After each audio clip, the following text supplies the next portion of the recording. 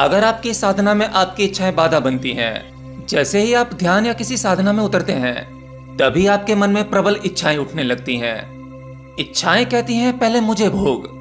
प्रबल इच्छाओं के यही विचार आपको आपकी साधना में गहरा नहीं उतरने देते।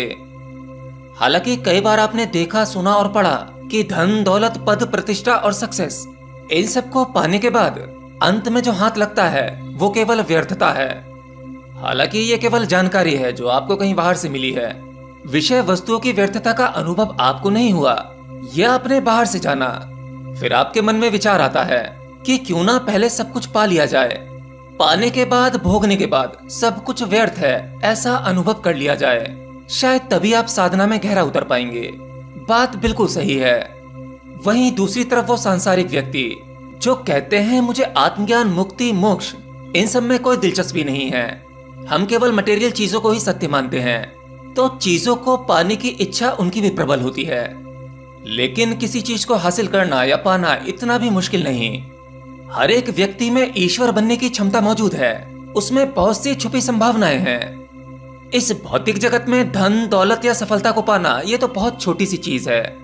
अगर आप अपने दिमाग को समझकर उससे ठीक से काम लेना जान पाए तो आप संसार की हर एक चीज को पा सकते हैं, बिल्कुल वैसे ही जैसे मानो वो आपके भाग्य में लिखा था। क्योंकि आपके सबकॉन्शियस माइंड के लिए कुछ भी असंभव नहीं है।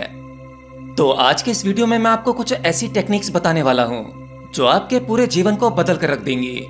तो इस वीडियो में बताई गई मेरी हर एक बातों को बड़े ध्यान से सुनना और अंत तक सुनना। तो मित्रों, आपने अपने अवचेतन मन यानी सबकॉन्शियस माइंड के बारे में बहुत सी वीडियो देखी होंगी, बहुत सी टेक्निक्स के बारे में सुना होगा। आप यह भी जानते होंगे कि अगर कोई भी विचार, आपकी कोई भी इच्छा अगर आपके सबकॉन्शियस माइंड तक पहुंच जाए तो आपके उस विचार को, उस इच्छा को वास्तविकता में बदलने से कोई नहीं रोक सकता। लेकिन आप लोग यह नहीं जानते होंगे कि आपका सबकॉन्शियस माइंड किस समय, किस अवस्था में सबसे अधिक सक्रिय होता है।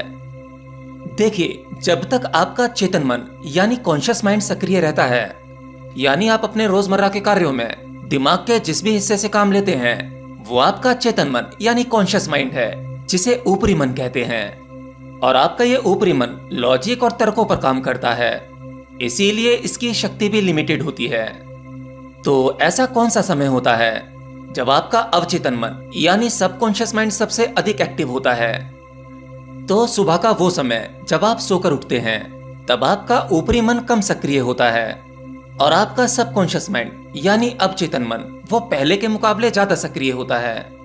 वो आपके सभी विचारों को सुनता है लेकिन उन्हें स्टोर नहीं करता। इसीलिए आपके सबकॉन्शियस माइंड में आपके द्वारा भेजी गई अफर्मेशन वो पूरी तरह से काम नहीं करती। लेकिन आज हम जानेंगे एग्जैक्ट वो टाइम जब आपका माइंड सुपर कॉन्शियस के स्टेज में होता है। ऐसा समय जब आपका सबकॉन्शियस माइंड आपके विचारों को सुनता भी है, सुनकर उन पर बिलीव भी करता है और अपने अंदर स्टोर भी करता है। माइंड की सुपर कॉन्शियस स्टेज ये वो समय होता है कि जब आपकी चेतना ब्रह्मांड से कनेक्टेड होती है। इस समय जो भी विचार आपके सबकॉन्शियस माइंड में होता है, वो विचार केवल आप ही तक सीमित नहीं रहता, वो विचार ट्रेवल करता है, वो यूनिवर्स में जाता है। और जब आपके सबकॉन्शियस माइंड का विचार यूनिवर्सल डिस्क यानी ब्रह्मांडीय चेतना में जाता है, तब वह विचार अपनी ही जैसी वाइब्रेशन को ढूंढता है और विचार की उन्हीं वाइब्रेशन से जुड़ जाता है जैसी इच्छा आपकी उस विचार में रही होगी। और ऐसा होने पर आपके जीवन में वैसी ही घटनाएं जन्म लेने लगती हैं। और आपके सबकॉन्शियस माइंड की ये स्टेज होती है ब्रह्म मुहूर्त में, यानी लगभग 3:40 से 5:30 बजे तक। हालांकि ब्रह्म मुहूर्त का एग्जैक्ट ये समय हमेशा नहीं होता। जैसे सूर्य उदय और सूर्य अस्त का समय बदलता रहता है, वैसे ही ब्रह्म मुहूर्त का समय ऊपर नीचे होता रहता है। तो आप अपने लिए इसके बीच का समय निकाल सकते हैं। और ब्रह्म मुहूर्त का ये समय केवल मैनिफेस्टेशन के लिए या सामान्य दृष्टिकोण से ही उचित नहीं होता। वो तो केवल आज के कुछ लोगों ने इस पर अध्ययन करके अपने फायदे के लिए इस्तेमाल करने लगे हैं। परंतु अवचेतन मन और ब्रह्म मुहूर्त का संबंध, इसका यह विज्ञान सदियों पुराना है। पहले इसका इस्तेमाल धन कमाने या सफलता पाने के लिए नहीं किया जाता था। प्राचीन समय में एक योगिक क्रिया थी। इसीलिए आज भी शास्त्रों में ब्रह्म मुहूर्त के समय की विशेषता का वर्णन मिलता है। तो आज के बुद्धिमान लोगों ने सबकॉन्शियस माइंड या ब्रह्म मुहूर्त के बारे में जितने भी रहस्य जाने हैं, वो हमारे शास्त्रों में अध्ययन करके ही जाने हैं। लेकिन वो अभी भी इसकी एक लिमिटेड शक्ति को ही जान पाए हैं। वो ये जान पाए हैं कि आपका सबकॉन्शियस माइंड अगर आपके लिए कार्य करने लगे तो आप अधिक से अधिक धनवान बन सकते हैं, जीवन में सफल हो सकते हैं, अपनी लाइफ की किसी भी प्रॉब्लम से मुक्त हो सकते हैं। परंतु उस समय इसका एक आध्यात्मिक दृष्टिकोण था।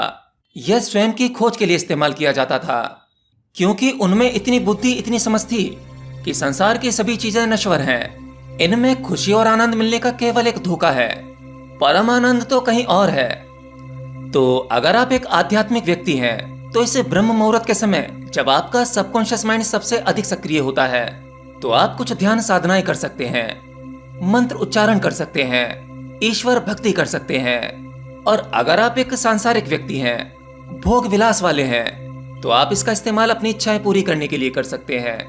एनीवे, आज तो इच्छाएं पूरी करने की बात हो रही है, तो इसे आगे बढ़ाते हैं। तो अपने सबकॉन्शियस माइंड को मैनिफेस्ट करने के लिए आपको सुबह ब्रह्म मुहूर्त में उठना है, यानी 3:30 से 5:30 बजे के बीच में।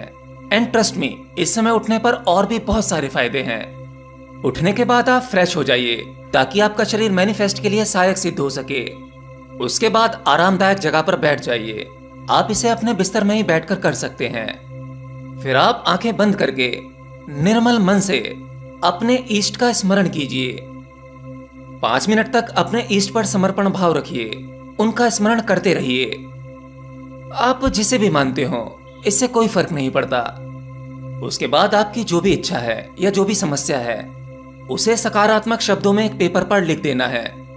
जैसे मान लीजिए आप फाइनेंशियली परेशान हैं, आपका बिजनेस अच्छा नहीं चल रहा, या नया बिजनेस खोलना चाहते हैं, तो आपको अपने भीतर गहरे में कल्पना करते हुए उस पेपर पर यह लिखना है कि मेरे पास इतना पैसा आ चुका है, अब मेरे पास में पैसों की समस्या नहीं है और मैंने उसे अपने बिजनेस में लगा दिया है। बस ये तो हो गया मैसेज। ऐसी ही जो भी इच्छा या जो भी मैसेज आप अपने सबकॉन्शियस माइंड में भेजना चाहते हैं, उसे मैनिफेस्ट करना चाहते हैं, एक समय में केवल एक इच्छा, उसे आप या तो अपनी नोटबुक में लिख सकते हैं या उस पेपर को अपने सामने दीवार पर चिपका सकते हैं। अब डेली ब्रह्म मुहूर्त में उठ के आपको बार बार नहीं लिखना है, केवल अब उसे पढ़ना है।